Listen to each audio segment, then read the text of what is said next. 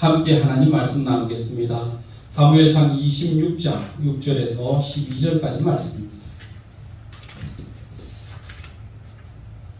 함께 보실 하나님 말씀은 사무엘상 26장 6절에서 12절까지 말씀입니다.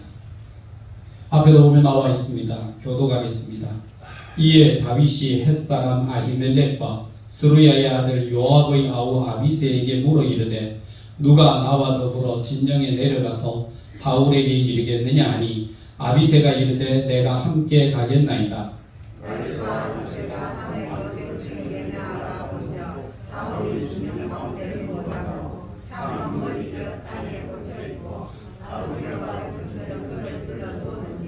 아비새가 다윗에게 이르되 하나님이 오늘 당신의 원수를 당신의 손에 넘기셨나이다. 그러므로 청하오니 내게 창으로 그를 찔러서 단번에 땅에 꽂게 하소서. 내가 그를 두 번 찌를 것이 없으리이다 하니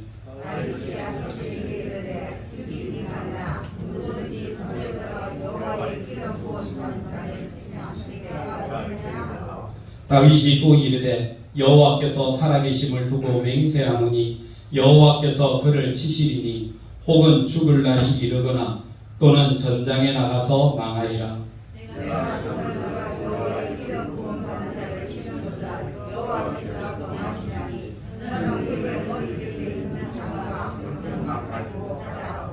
다윗이 사울의 머리 곁에서 창과 물병을 가지고 떠나가되 아무도 보거나 눈치채지 못하고 깨어있는 사람도 없었으니 이는 여호와께서 그들을 깊이 잠들게 하셨으므로 그들이 다 잠들어 있었기 때문이었더라. 아멘.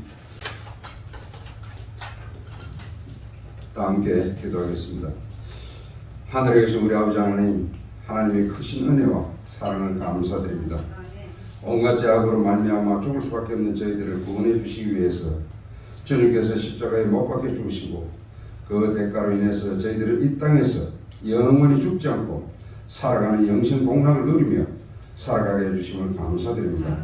이 시간 주님의 사랑하는 백성들이 사순절 셋째 주일 예배를 신령과 진정으로 드리고 있사오니 진리의 성령께서 이 자리에 오셔서 심령 깊숙이 박혀있는 죄악의 쓴뿌리를 제거하게 용서해 주시옵고 고난과 어려움에 처해 있는 형제 자매들을 용기 잃지 않도록 주님의 오른손으로 강하게 붙잡아 일어서게 하여 주시옵소서.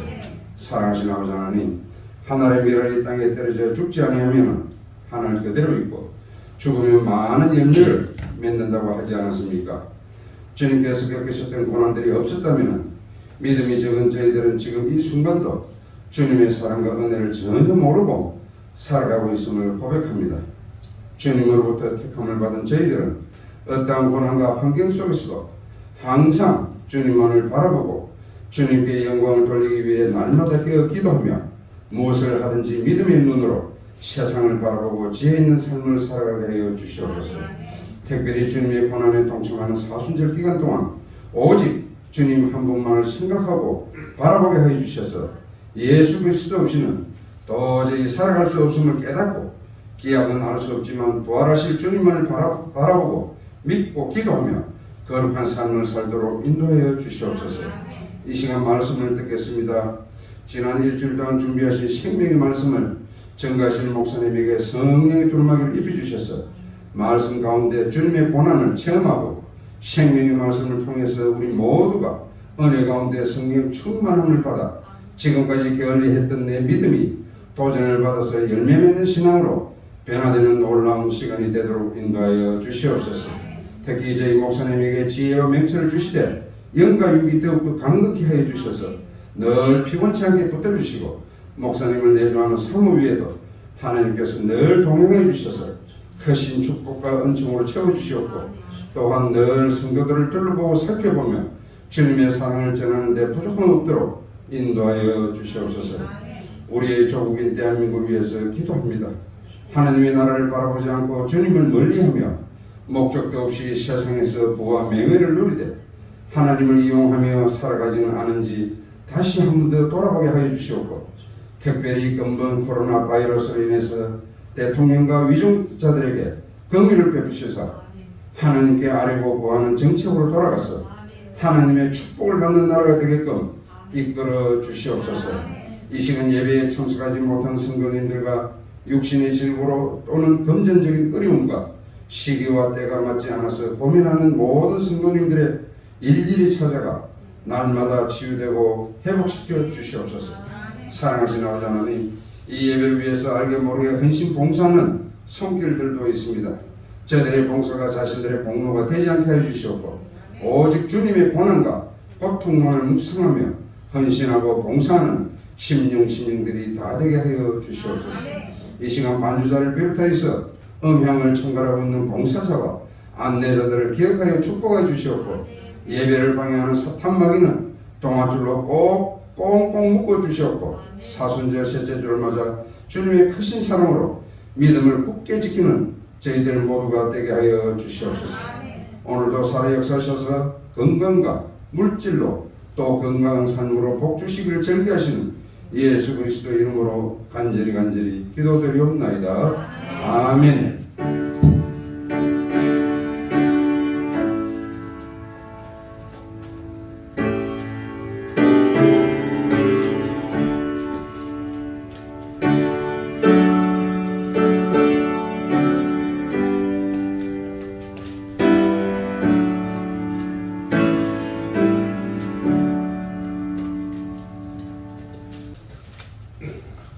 우리는 인사는 만사다 하는 말을 들으면서 삽니다.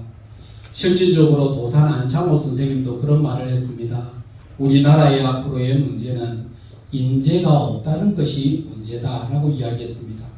인재가 없는 것도 문제인데 왜 인재가 없느냐 하면 사람이 없다 하면서도 그렇게 말하는 사람 스스로가 자기가 인재가 되어서 내가 나서겠다라고 마음과 생각을 가지지 않기 때문이다라고 이야기를 했습니다. 사람이 없다라고 말할 것이 아니라 우리 스스로 사람 되어지는 필요한 사람의 요건을 갖추어 줄 수 있는 사람이 되는 것, 이것이 중요하다고 생각합니다.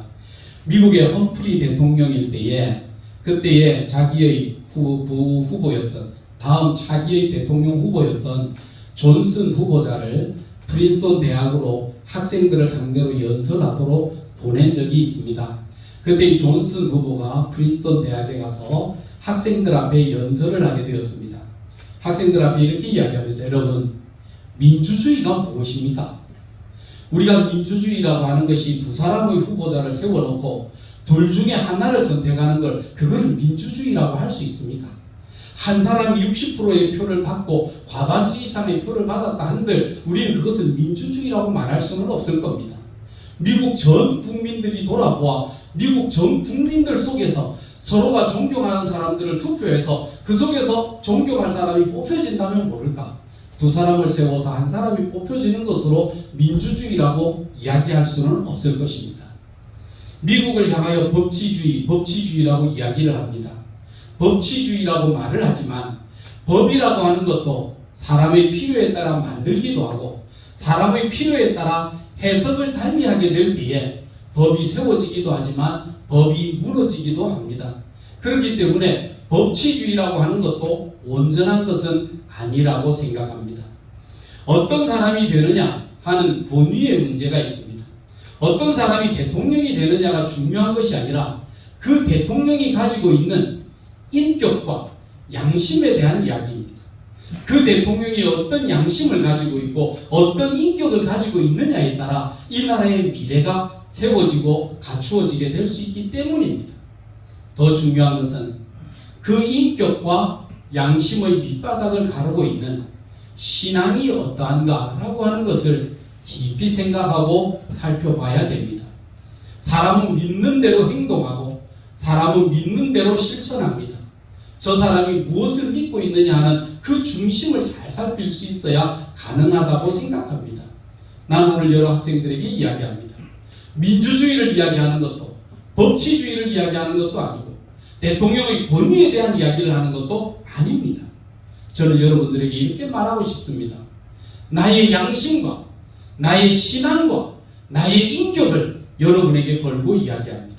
여러분이 나를 선택해 주신다고 하면 나의 인격과 신앙과 양심을 보시고 저를 판단해 주시기를 바랍니다. 연설을 했습니다. 그때 프린스턴에 있는 많은 학생들이 기립해서 박수로서 격려하고 화답했다고 이야기했습니다. 오늘 우리가 이 땅에 살아가면서 민주주의를 이야기하고 법치주의를 이야기하며 나라의 대통령의 권세에 대한 이야기들도 많이 합니다. 그러나 그것보다 더 중요한 것은 그가 가지고 있는 인격과 그의 양심과 그것을 뒷받침하고 있는 그가 어떤 신앙으로 행하고 있는지를 잘 볼 수 있는 눈과 마음 그리고 판단력이 우리들에게 있어야 합니다. 하나님께서 다윗을 선택하여 세우십니다. 다윗을 선택하시면서 사무엘상 13장에 이렇게 말씀하십니다. 이 사람 다윗을 만나니 내 마음에 합한 자라. 저를 통해서 내 뜻을 다 이루겠다고 약속하신 그 약속이 다윗이라고 하는 한 사람을 통해서 아름답게 결정이 내려진 것입니다. 사랑하는 성도 여러분, 하나님이 다윗을 보실 때 여러분 다윗이 그런 존경할 만한 사람입니까? 다윗의 인생의 시기를 3단계로 나누어 봅니다. 첫째는 고난의 시기입니다. 그는 고난을 많이 겪었습니다. 이유 없는 시기와 질투를 받았습니다. 두 번째는 그의 삶 속에 범죄의 시기였습니다. 왕으로 앉은 지 얼마 되지 않아서 그가 왕으로 되고 난 이후에 그가 하나님 앞에 했던 것은 범죄하는 일이었습니다. 우리아의 아내뿐만 아니라 교만하여져서 하나님께서 하지 말라고 하신 사람들의 백성의 수를 헤아리고 군대의 수를 헤아리면서 자기의 삶에 이만한 군대면 내가 어떤 나라와 싸워도 이기겠다라고 하는 군대의 힘을 보고 자신을 가졌던 교만함도 다윗에게는 있었거든요. 다윗의 마지막 시기는 그는 회개의 삶을 살았던 시기입니다.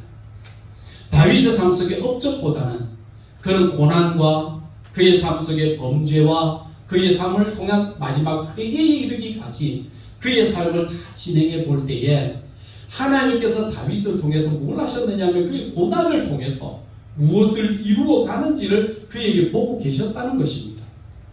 사랑하는 성도 여러분, 다윗은 사람으로 볼 때도 그렇게 존경받을 만한 인격과 삶은 아니었습니다. 그런데도 하나님께서는 다윗을 보고 내 마음에 합하다고 말씀하셨던 그 다음에 하나님께서 뭐라고 말씀하셨느냐면 이 다윗만이 내 뜻을 다 이룰 수 있는 사람이기 때문이다 라고 말씀하셨습니다. 다윗은 평생에 그런 삶 속에 범죄도 많았고 실수도 많았지만 적어도 다윗의 인생 속에 가지고 있었던 밑바탕은 뭐가 있었느냐면 적어도 하나님과 대척점에 서는 일들은 하지 않았거든요. 하나님과 반항하고 하나님과 대항하여 싸우는 여러분 그런 일들을 다윗은 하지 않았습니다. 다윗은 어떤 상황과 환경 속에서도 하나님을 의식하고 하나님의 뜻을 이해하고 하나님의 뜻을 따르는 일에는 결단코 하나님을 앞서가는 인생을 살지를 않았다는 것입니다. 이것이 하나님 보실 때에 사람으로서는 실수가 많고 사람으로서는 연약함이 많았지만 그 와중에서도 하나님이 다윗을 사랑하시고 쓸 수 있었던 그 원인이 거기에 있었던 겁니다. 오늘 우리는 살아가면서 우리는 왜 삶 속에 무너짐이 심한가? 여러분 그것은 내 뜻에 대한 이야기입니다. 하나님의 뜻과는 관계없이 그저 내 뜻에 대한 관심이 너무 깊습니다. 신앙인의 삶 속에 날마다 시험 들었다는 사람들을 보면요. 왜 시험에 듭니까? 내 뜻대로 안 된다는 것에, 내 생각대로 안 된다는 것에 그것 때문에 날마다 시험에 듭니다. 여러분 기독교가 타락하고 기독교가 부패할 때가 언제인지 아십니까? 언제입니까 여러분? 기독교의 역사를 살펴볼 때에 기독교가 타락하고 부패할 때는 성도가 받은 바의 직분이 권세가 될 때에 그때에 기독교는 타락했습니다. 우리의 직분은 섬김의 직분입니다. 우리의 직분은 십자가입니다. 그것을 무시하고 교회 내에 받은 직분이 번세가 되고 권력이 되고 나면 여러분 그것 때문에 교회는 부패하게 되고 교회는 타락하게 되는 것입니다. 여러분 직분이라고 하는 이 옷을 입음으로 내가 마치 번세가 있는 것처럼 권위가 있는 것처럼 행동을 하거나 내가 직분을 받음으로 내가 마치 믿음이 있는 사람인 것처럼 사람으로 포장하려고 한다면 여러분 그것은 위험한 일입니다. 바리새인들이 그것 때문에 책망받았고 중세교회가 그것 때문에 부패하고 타락했습니다. 오늘 한국교회의 부패의 원인이 어디에 있습니까? 교회의 문제가 어디에 있습니까? 여러분, 우리의 직분이 하나님 앞에 섬김과 봉사에 낮아짐의 직분이 되지 못하고 오히려 그것이 권위와 권세의 상징이 되어질 때에 그때 교회가 부패하고 타락하게 되었다는 것을 저와 여러분 반드시 기억하셔야 됩니다. 우리의 직분은 하나님이 주신 거룩한 봉사의 직분이고 봉사의 사명입니다. 그것을 예수님은 말씀하십니다. 아무든지 나를 따라오려거든 자기를 부인하고 자기 십자가를 지고 나를 따를 것이니라, 이렇게 말씀하셨습니다. 여러분, 우리의 받은 바 직분은 여러분 십자가이고 우리의 받은 바의 직분은 섬김이고 우리의 받은 직분은 봉사의 자리라는 것을 잊지 마시기 바랍니다. 다윗은 고난을 통해서 하나님 앞에 이런 신앙과 양심과 삶의 훈련을 입었습니다. 다윗은 사울로부터 참 많은 아픔을 겪었거든요. 그 많은 아픔을 겪으면서 다윗의 입술은 하나님 앞에 원망하거나 불평한 적이 없었습니다. 우리는 조금만 어려움을 겪으면 원망합니다. 우리는 조금만 힘든 일이 있으면 불평합니다. 그걸로 입술에 원망과 죄를 지을 때가 많이 있다는 것을 가르쳐 주거든요. 그런데 다윗은 뭐라고 했느냐 하면 하나님, 내 입술에 파수꾼을 세워 주옵소서. 내가 입술로 범죄하지 않게 하여 주시옵소서. 이것이 다윗의 기도였고 고난을 당하면서 다윗이 가졌던 마음의 각오였고 훈련이었습니다. 우리는 살아가면 남 원망 많이 합니다. 그렇게 남을 원망을 많이 하면서 스스로를 위안합니다. 다윗은 고난을 당하면서 자기를 돌아보고 자기 인격을 다루는 훈련의 시간을 잠잠히 갖추어 왔다는 것을 오늘 이 말씀을 통해서 우리에게 가르쳐 주신 것입니다. 여러분, 우리의 삶 속에 다윗에게는요, 사울로 고통을 당할 때에 그때의 사울을 죽일 수 있는 기회가 두 번이 있었습니다. 하나는 엔게디 황무지에 있었을 때입니다. 24장에 보면 나옵니다. 엔게디에 있을 때에, 광야에 있을 때에, 그때에 한 굴 안에 다윗의 군대가 숨어 있었는데 그 굴을 바라보며 사울이, 야, 저 안에 들어가서 좀 시원할 텐데 저기서 좀 쉬기도 하고 저기서 좀 내가 볼 일도 좀 봐야 되겠다 하고는 거기에 들어가서 잠잠히 좀 쉴 때에 다윗의 군대가 사울을 죽일 수 있는 기회가 있었습니다. 그런데 죽이지 아니하고 오히려 다윗이 몰래 가서 왕의 옷자락을 살짝 잘라서 감추어 두었습니다. 그때 다윗이 그 마음속에서 나중에 돌아보면서 뭐라고 했느냐면, 내가 그때에 적어도 나와 함께 있는 사람들이 보고 있는데 왕의 옷자락을 잘랐다는 것, 근데 그것도 안 했었어야 되는데 그거를 내가 했다는 그것 자체도 하나님 앞에 죄였다. 그리고 하나님 앞에 회개했었거든요. 여러분, 우리 사무엘상 24장 13절 말씀을 우리 찾아서 한번 읽었으면 좋겠습니다. 앞에도 보면 나옵니다. 사무엘상 24장 13절 말씀입니다. 우리 다 같이 한번 읽어보겠습니다. 시작. 옛 속담에 말하기를 악은 악인에게서 난다 하였으니 내 손이 왕을 해하지 아니하리이다. 아멘. 여러분, 악한 자에게서 악한 행동이 나오는 것이지 하나님의 사람에게서 악한 행동이 나오는 것이 아니라고 그랬습니다. 우리는 항상 악한 행동 뒤에 이렇게 이야기합니다. 남 핑계 댑니다. 지가 죽을 짓을 했지. 지가 나한테 이래 안 했으면 내가 그렇게 해보지도 않을 텐데. 여러분, 이렇게 삽니다. 그런데 기억하십시오. 악한 자가 악한 행동을 한다고 다윗이 이야기했습니다. 악한 자가 나에게 어떤 악한 일을 한다 할지라도 나는 악으로 악을 그에게 갚지 않겠다고 마음먹고 생각하며 갔던 것이 다윗의 마음이었거든요. 여러분, 우연찮게 죄를 범하지 않습니다. 우연찮게 악한 행동을 하지 않습니다. 내 자체가 악하기 때문에 악한 행동을 기회를 타서 했다는 사실을 기억하셔야 됩니다.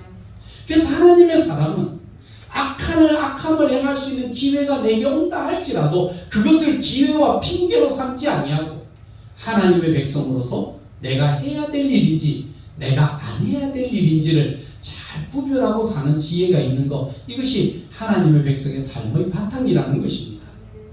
우리는 사순절의 이 시기를 지나가면서 나를 돌아보며 회개하는 시간을 가집니다. 뭘 회개하시겠습니까? 뭘 돌아보면서 하나님 앞에 전무하시겠습니까? 여러분 자신들을 살펴봐야 됩니다. 이것이 우리가 가져가야 합니다. 이것이 다윗이 가졌던 첫 번째 마음이었습니다. 그러면서 후회하기를 애들 보는 데서 물도 냉수도 거저 마시면 안 되는데 저들 앞에 왕의 옷자락을 자르는 이 모습을 보여줘서 저들로 하여금 앞으로 나중에 또 사울을 또 기회가 되면 또 죽이자라고 또 떠들지는 않을까 생각했던 이 다윗의 마음속의 두려움은요, 2차 10황무지에 있었을 때 그때도 일어나게 되는 것이 나타납니다. 그것이 오늘 읽었던 26장 6절부터 시작되는 2차 고난의 시기 때에 일어났던 행동이었거든요. 다윗은 살아가면서요, 자기의 삶 속에서 내가 고난을 당할 때도 뭘 했느냐면 자기의 위치를 파악하고 자기의 위치를 지킬 줄 아는 이런 삶의 자세가 있었다는 것입니다. 우리는 이탈하기를 좋아합니다. 여러분, 배가 망망대해에 길이 없습니다. 뭐 땅이라면 아스팔트나 도로를 깔아서 길을 표시하겠지만 여러분, 바다에 무슨 길이 있겠습니까? 그러나 바다에도 길이 있습니다. 해도라는 게 있습니다. 그 해도를 따라가지 아니하면요, 반드시 배는 난파를 당하거나 어려운 풍랑을 입거나 길을 잃게 되는 때가 있습니다. 눈에 길이 보이지 않는다고 해도 적어도 내 양심은, 적어도 내 마음은 항상 그 길을 주시할 수 있는 그런 마음으로 걸어가야 되는데, 그 길을 지키지 못하다가 파산할 때가 많이 있음을 바라보면서 그 길을 지키려고 노력했던, 자기의 삶 속에 하나님만을 바라보고 자기의 자세를 지키려고 노력했던 흔적이 있었다는 것입니다. 여러분, 유다서 6절 말씀입니다. 우리 앞에도 보면 나옵니다. 유다서 6절입니다. 다 같이 읽겠습니다. 시작. 또 자기 지위를 지키지 아니하고 자기 처소를 떠난 천사들을 큰 날의 심판까지 영원한 결박으로 흑암에 가두셨으며. 아멘. 천사의 지위, 천사의 위치는 고귀한 자리입니다. 하나님을 옆에서 보고 섬길 수 있는 정말 복된 자리거든요. 그런데 그런 자리를 지키지 아니하는 천사들을 바라보며 그가 나중에 멸망의 날에 어떤 지옥으로 끌려가게 될 것을 이미 명령하신 것입니다. 사람에게는 자기의 지위가 있습니다. 자기의 위치가 있습니다. 떠나지 아니하고 그곳에서 어떻게 잘 지키고 어떻게 하느냐는요, 여러분, 우리가 가져야 될 자리입니다. 다윗은 그 자리를 결코 떠나지 않았다는 것입니다. 세 번째는요, 다윗은 기다릴 줄 알았던 사람이었습니다. 여러분, 우리가 호랑이, 우리 단군 신앙에도 보면 호랑이와 곰에 대한 이야기가 나옵니다. 뭘 이야기합니까? 사람이 되려고 하면 기다릴 줄을 알아야 된다라고 말하는 겁니다. 다윗의 시편 37편 7절에 있는 말씀으로 우리에게 이야기했습니다. 37편 7절부터 10절까지 우리 다 같이 한번 읽어봅시다. 앞에도 보면 나옵니다. 시작. 앞에 잠잠하고 참고 기다리라. 자기 길이 형통하며 악한 꾀를 이루는 자 때문에 불평하지 말지어다. 분을 그치고 노를 버리며 불평하지 말라. 오히려 악을 만들 뿐이라. 진실로 악을 행하는 자들은 끊어질 것이나 여호와를 소망하는 자들은 땅을 차지하리로다. 잠시 후에는 악인이 없어지리니 내가 그곳을 자세히 살필지라도 없으리로다. 아멘. 다윗은 어려운 고난의 시기를 인내하며 지냈습니다. 인내하지 않고 불평하고 원망한다고 일이 빨리 되지 않습니다. 조속히 세워지지 않습니다. 우리는 내 뜻대로 안 된다고 불평하고 우리는 내 마음대로 안 된다고 원망합니다. 기다릴 줄 모릅니다. 학생들이 공부할 때에 인내심을 가지고 공부해야 되는데 인내심이 없으면 안 됩니다. 사업을 하든지 장사를 하든지 신앙생활을 하든지 뭐든지 필요한 것이 있다면 우리가 어떻게 인내하고 지나느냐에 대한 문제입니다. 주께서 제자들을 향해서 너희가 예루살렘을 떠나지 말고 하나님의 약속하신 것을 기다리라 이야기할 때에 제자들은 그 말씀을 다 들었습니다. 몇 명이서? 500명이 들었습니다. 500여 명이 들었음에도 불구하고 380명은 아이고 그뭘 기다리라, 뭐 언제까지 기다리란 말이고 뭐하고 기다리라는 거고 바빠 죽겠는데 나는 모르겠다고 떠나간 사람이 380명. 나머지 약속의 말씀을 믿고 기다렸던 120의 문도들은 마가의 다락방에 모여 기다릴 때에 그냥 몰면서 앉아있어 기다린 것이 아니라 하나님 앞에 전심으로 기도하면서 기다릴 때에 오순절 날이 임하여 성령이 임하실 때에 그때에 다 성령의 충만함을 이르러 있고 땅끝까지 이르러 주의 제자가 되는 놀라운 삶을 세웠다는 것입니다. 성도들의 인격에 있어서 필요한 게 있습니다. 인내라고 하는 것입니다. 야고보 사도나 바울 사도나 베드로 사도나 무엇을 강조하느냐 하면 인내를 온전히 이루라라고 말씀하셨습니다. 인내하지 못하고 기다리지 못하고 절제하지 못하면 여러분 반드시 실패하고 반드시 죄를 짓습니다. 어머니가 자식을 품고 뱃속에 10달을 지켜야 건강한 아이를 낳습니다. 불편하다고 힘들다고 빨리 꺼냈으면 좋겠다고 제왕절개에서 꺼내서 인큐베이터에 넣으면 그 아이가 어떻게 건강하게 자라겠습니까? 신앙의 삶은 인격을 위해서, 신앙을 위해서 어떻게 우리가 인내함을 배우느냐에 대한 것들을 이야기할 때마다 오늘의 우리의 삶을 돌아보며 잘 인내할 수 있는 이런 믿음과 신앙이 저와 여러분에게 필요한 것입니다. 다윗은 오늘 이 성경 말씀을 통해서 우리에게 또 가르쳐 주신 것이 있습니다. 그거는 뭐냐 하면 우리의 삶 속에 돌아볼 때마다 가지는 것이 있는데 그것이 바로 우리 하나님의 형상, 모든 사람들을 바라볼 때마다 그를 향하여서 죽이고 싶은 마음이 사울을 바라보며 죽이고 싶은 마음이 일어날 때마다 그 사울을 바라보면서 뭐라고 했느냐 하면 하나님의 지으신 창조물이라고 하는 사실을 기억하면서 그를 향하여 헛된 말로 비방하거나 죽이려고 하지 않았다는 것입니다. 여러분 함께 하고 있는 성도들을 바라볼 때마다 여러분의 형제들, 여러분의 자매들이 다 하나님의 형상으로 지음받은 하나님의 거룩하고 존귀한 백성이라는 것을 믿습니까? 네. 진짜입니다. 여러분 야고보서를 한번 찾아보겠습니다. 앞에도 보면 나올 겁니다. 야고보서 3장 9절에 있는 말씀입니다.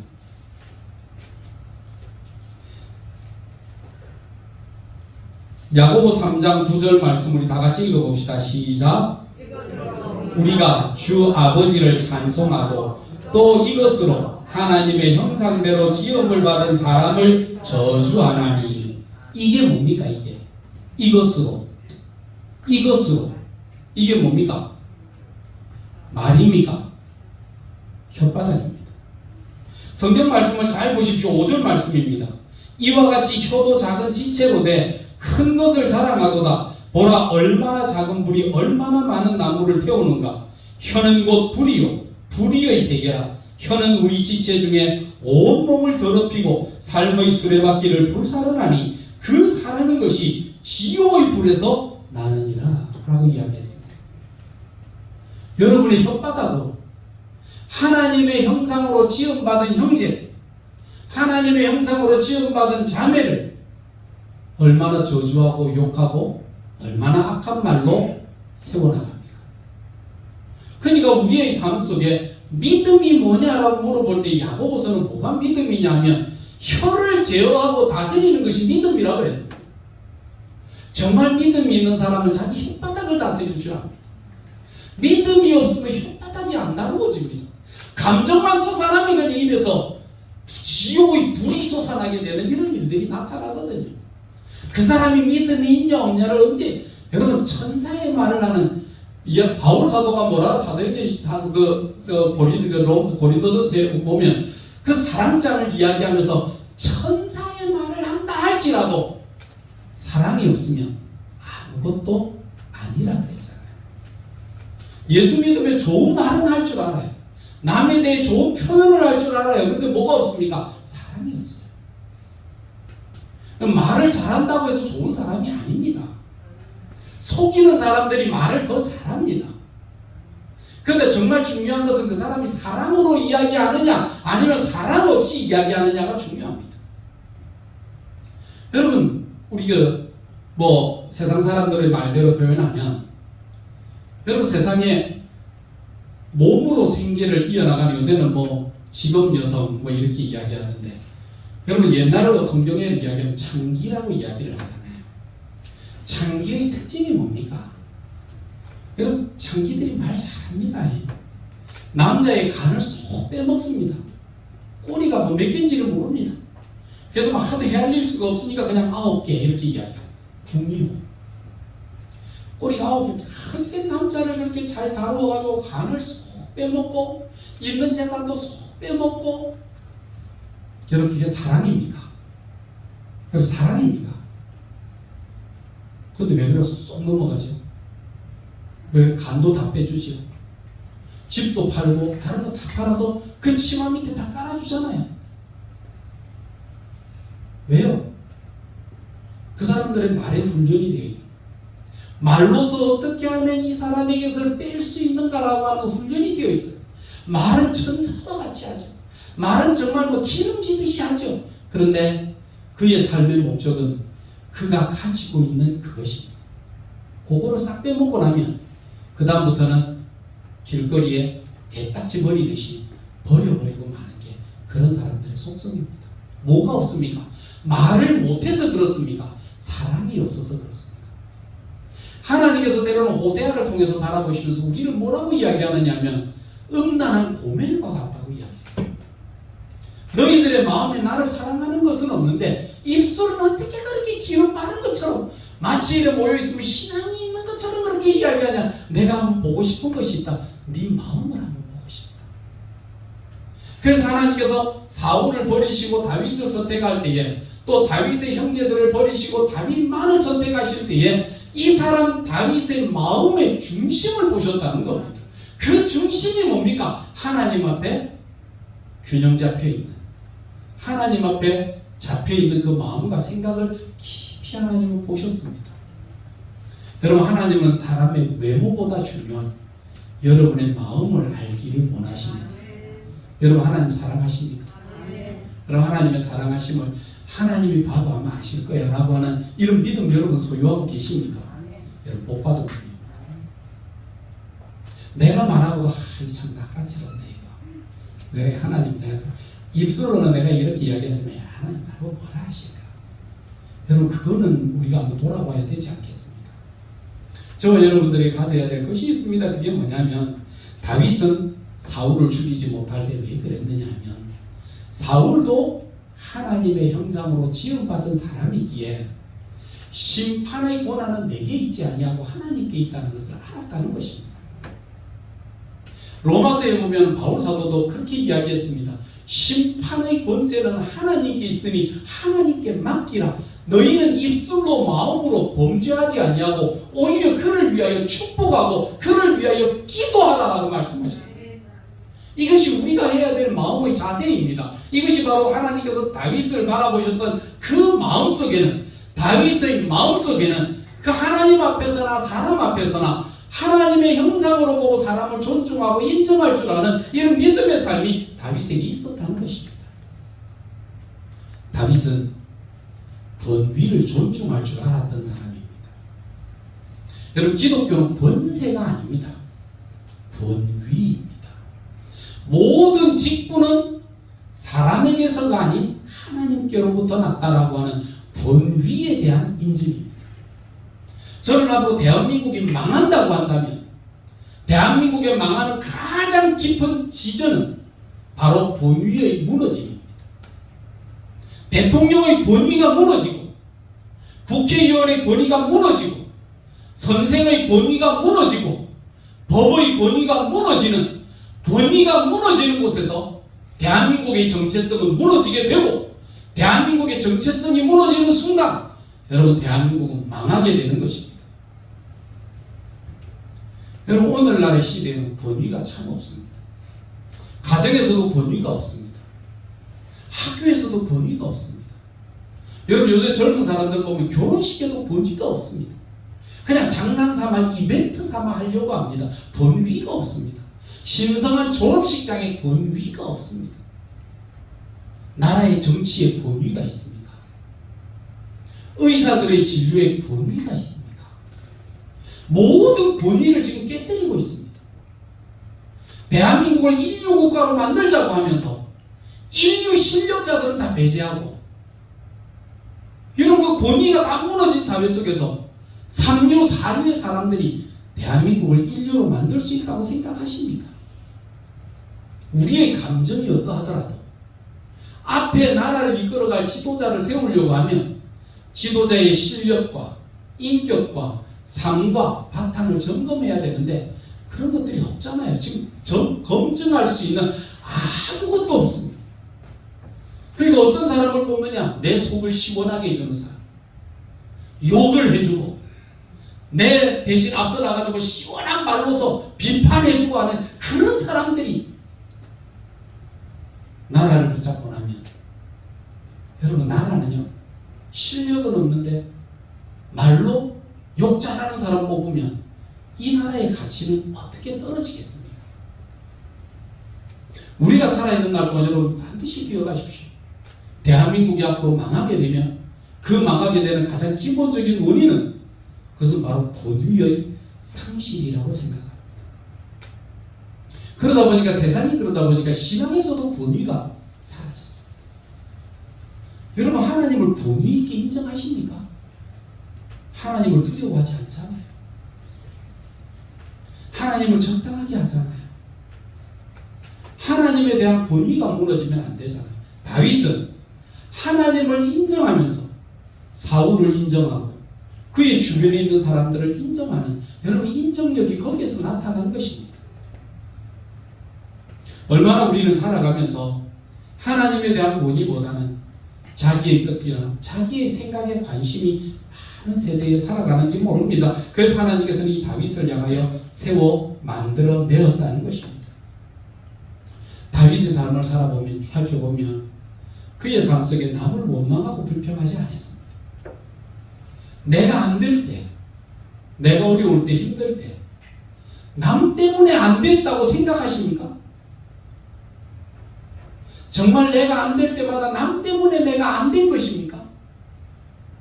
다윗은 어렵고 힘든 시기마다 자신을 돌아봤습니다. 자신을 성찰했습니다. 그리고 하나님 앞에 회개했습니다. 이것이 다윗으로 하여금 성군이라고 하는 칭호를 얻게 되는 이런 놀라운 은혜를 입었습니다. 우리는 신앙생활을 해나가면서 이 사순절의 시기를 지나가면서 하나님의 거룩하심과 믿음을 이야기하면서 우리는 나 자신을 성찰하는 일에는 얼마를 할애하고 계십니까? 오늘 우리의 삶 속에 살아가면서 우리는요 주변 사람들에게 너무 신경을 많이 씁니다. 예수님도 예루살렘에 입성하실 때 주변 사람들이 아무리 옷을 벗고 호산나 찬송 부르고 종려나무 잎사귀를 흔들어도 거기에 기웃거리지 않으셨습니다. 다윗도 주변에 있는 사람들이 생명 걸고 따랐던 사람 아닙니까? 생명 걸고 따랐던 주변 사람들이 사울을 딴 말도 할 것 없이 그냥 나한테 눈만 찔끔 감고 고개만 돌리십시오. 하는 거는 내가 하겠습니다. 왕의 손에 피 묻히지 마십시오. 내가 하면 됩니다. 하고 아비새가 나서서 주변 사람들이 나서서 다윗을 선동할 때에 다윗은 주변 사람들의 선동에 귀 기울이지 않았습니다. 다윗의 눈과 초점은 오직 하나님이었습니다. 하나님이 명하시지 아니하고 하나님이 하라고 아니한 그것을 내가 어떻게 할 수 있느냐? 하나님이 하시지 않는 건 내가 하지 않는다. 심판은 하나님께 속하였나니, 이렇게 이야기했습니다. 여러분, 이것이 다윗이었습니다. 사랑하는 성도 여러분, 우리는 주변 사람들을 의식합니다. 주변 사람들의 의식하는 것 반만큼이나 하나님을 의식하십니까? 내 체면을 이야기하는 것의 10분의 1만큼이나 하나님을 의식하기는 하십니까? 여러분, 다윗의 삶 속에서는 하나님을 향하여서 주변이 누가 뭐라 해도 하나님을 의식하는 자기의 마음에는 전혀 변함이 없었다는 사실입니다.